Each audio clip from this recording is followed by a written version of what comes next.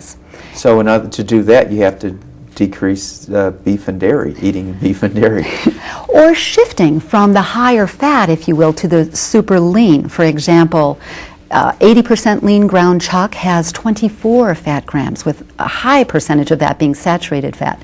To go into, say, like a London broil or the ground beef that's 95% lean, which has only 6 grams of fat. So making those shifts, because I have some people are like, what? Give up beef? Are you kidding? Yeah. You know, or going to the lower fat cheeses or fat-free, dairy products. And then, extremely important, Jay, tell me, you certainly have heard that we should eat a low-fat diet. Yeah. Yes, that's been a message that has been sent for many, many years in our country. Well, and it's important, low fat, but not no fat. Yes, absolutely. And to make sure, especially for the anti-inflammatory condition, to have the right fats and to take in the essential fatty acids. You've probably heard that eating omega-3 fatty acids are good for you. Fish? Yes, well, fish. It's the salmon, redfish. Exactly, the higher fat fishes. And also, actually the best source on the planet is flaxseed. Flaxseed. Mm-hmm. So the flaxseed or flaxseed oil. So the omega-3s, and then also increasing healthy oils like monounsaturated oils. There, I think I answered your question. Yeah. Now, what advice do you give to a woman such as yourself that has 4 kids, 4 teenagers at home? What do you tell to a woman that comes to you saying, "Oh God, I'm just tired, I'm worn out, yes. I'm stressed"? Yes. Oh, Jay. And that you've been there. I was going to say, being one of those ones. Yes, and all my friends and colleagues, fellow moms, teachers, nurses, physicians, therapists. It's like we're all so busy on this treadmill, and that was one of my motivations for getting into the work. We're not supposed to be stressed out and burned out. I don't believe that's the way we were meant to live life on Earth, but it kind of is the way we've evolved, if you will. Yeah. And so my advice to women, or it always, once again, everybody is an individual. However, especially as women, we tend to, and especially as moms, put everybody else on the list. We have our list of things to do, and oftentimes we don't put ourselves on that list. So self-care, in terms of, sometimes we don't make time to exercise.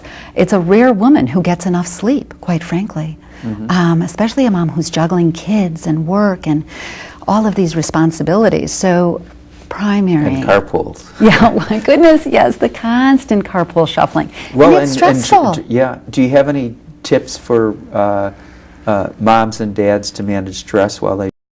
Oh, breathing. It's so easy. How many times have we gotten in our cars and we're driving, and it's like we're not even really present in the present moment when we're driving. We're like thinking about, okay, as soon as I drop off Susie here at ballet, then I'm going to pick up Tommy and I'm going to do this and that and the other thing, and we're planning. Oh, and talking on the phone at the same time. Exactly. And we're driving, and perhaps we have kids in the back, or we're thinking about, something that happened another time. So tips, being in the present moment. Being in the present moment, being aware of your body, being aware of your thoughts and feelings in that present moment. Maybe smelling that fresh air. It's finally warm again, we can have the window down. Maybe feeling our bodies in the seat of the car. Taking a few deep belly breaths. Actually taking just 3 deep belly breaths can switch off that stress response in the body and turn on the relaxation response. No, I've heard within 2 or 3 minutes, but just 3 breaths. It can be enough. It can be enough of slow, deep breathing, mindfulness, paying attention, attention. All right.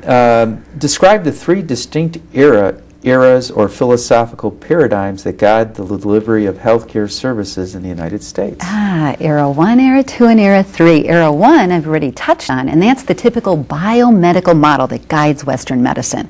It's body-focused, and the goal is to eliminate symptoms, cure disease, and fix whatever's broken. And that sounds like treatment-centered or doctor-centered. It's like, yes. You got a problem, go to the doctor fixes it, yes. You go on with your life. Exactly, Jay. Yeah. Yeah, and then the typical modalities then, of course, well, it'll be the prescription or the surgery or the technological treatment, which, and thank goodness we have this available, but we don't want to narrow to just arrow one. I believe, I interviewed Bernie Siegel, and Dr. Bernie Siegel, the surgeon who wrote Love, Medicine, and Miracles, and I think he wrote a book called What to Do Between Doctor's Appointments. Oh, did he? I wasn't aware of that book. Yeah. Anyway, so, but that would probably be era 2 or era 3. So what's era 2? Era 2, Dr. Siegel would fit into era 2. Yeah, and he was a proponent, a very big proponent of era 2, which was mind-body medicine. One of the big components of era 1 is the Cartesian model, if you will, that body and mind are separate. Whereas in the 60s, we started realizing, oh my goodness, there's no separation. Mind and body are intimately connected. I thought the 60s were about sex, drugs, and rock and roll. Perhaps that too, but a lot more than that. Yeah. All right, so talk about mind, body, spirit integration. Mind, yes, in this, and as I said, era 2 is the focus on the mind-body connection and the outgrowth. Are you familiar with Dr. Herbert Benson's work? Oh, sure. Oh, yeah. Dr. Big proponent of him, and interviewed one of his students, Dr. great. Joan Borisenko. Oh, yes, Joan is one of my heroes. I love Joan Borisenko. She has written so many wonderful books. Yeah, good books for women. Yes. For example, Inner Peace for Busy Women. Yes, that's one on my shelf. She is phenomenal. And yes, as a matter of fact, they worked together out on the East Coast, and they were our pioneers in the field of mind-body medicine, which is also the underlying foundation, if you will, for the burgeoning field of psychoneuroimmunology, which you know is big and fancy, but simply means, Jay, when you went back to when you were in school, didn't you learn that the brain is kind of the command center for the body, and it controls the body by sending all the information downward, if you will? Well, when I got my doctorate degree, actually studied Carl Simonton. So not familiar. Oh, did the original research on visualization and cancer healing. He's Oh, a radiological okay. oncologist. Oh, okay. Wrote a book called Getting Well Again.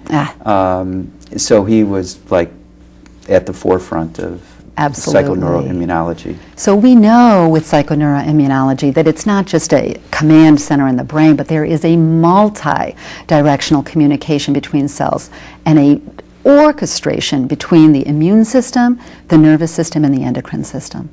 And we're learning more and more about that. Well, and it is a lot about communication. You know, that the mind communicates with the body, thoughts becomes feelings. Yes. And then feelings becomes thoughts. And, Yes. and if what stress does, it numbs ourselves of feelings because of stress analgesia, and so the mind and body become separate under stress at the exact time we need that connection the most. Right. Stress completely interferes with health. Linda, we've got about a minute to go. Okay. What is it you like to say? What do the audience want to know about you or your work? Inner peace, balance, and harmony is the best medicine. And do you have the name of our show is Inner Quest. Do you have a specific method that you create your inner peace?